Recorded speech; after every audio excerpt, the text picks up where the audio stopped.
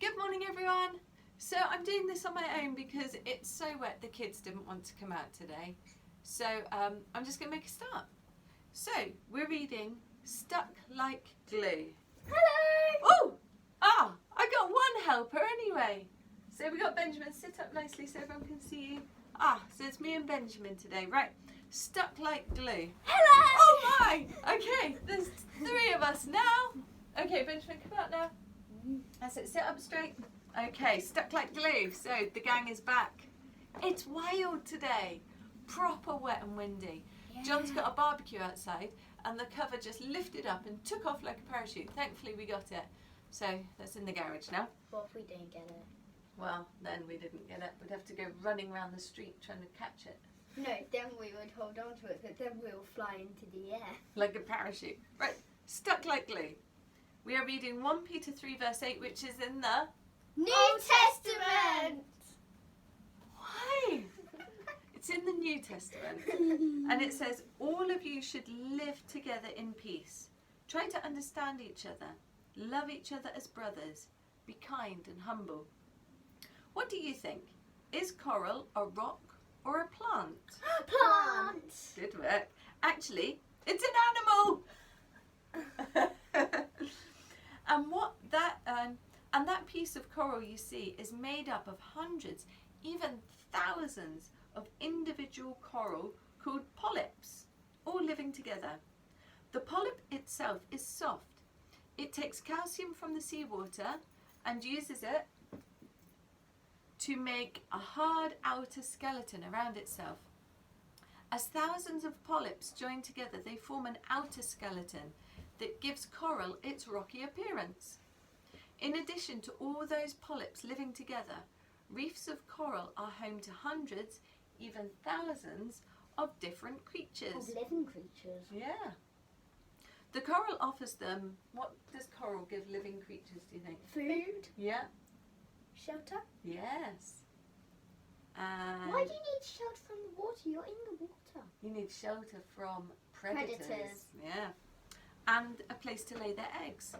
Coral reefs even act like nurseries for larger fish, keeping their babies safe until they're big enough to travel to travel the ocean on their own. Coral survives and helps other creatures survive because of all those little polyps stick together. Just like we, as God's children, should stick together. In the Bible, this is called unity. But since we don't actually stick together like polyps, what does that mean? What does unity mean?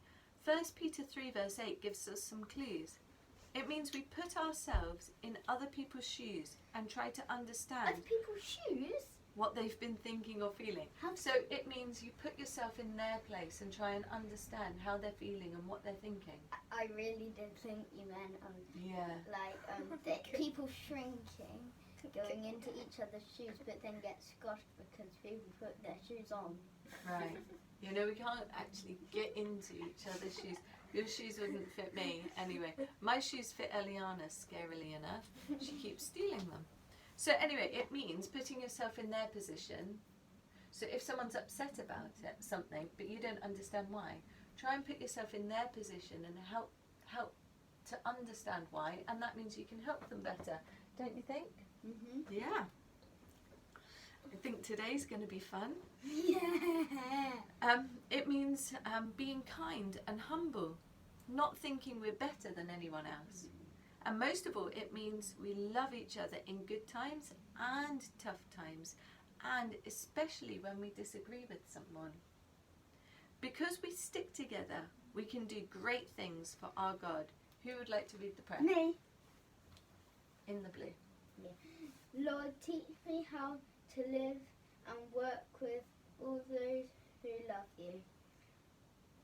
Together we can do great things like working together to tell even more people about you. Thank you, Lord. And Eliana, do you want to read that?